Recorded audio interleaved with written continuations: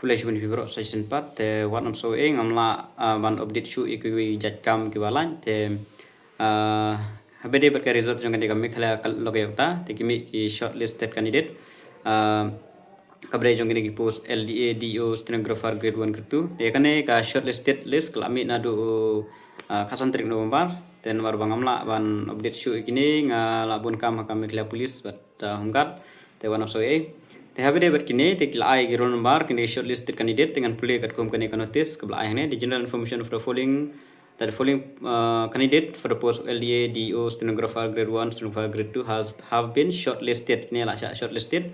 ban appear nam ta ka exam ne nam ta ka shorthand ne nam ta ka speed test te ka shorthand te ka nam ta ka stenographer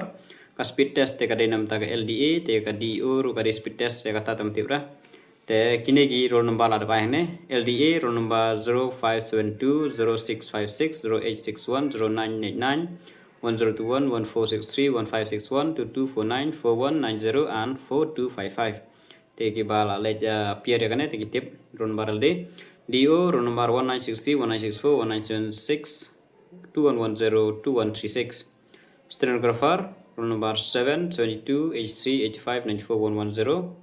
stenographer grade 2 roll number 68 158 159 171 185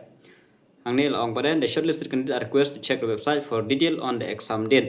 tenam ta ki exam date ka venue ka you bro happen pe in pok official website www.lokayukta.meghalaya.gov.in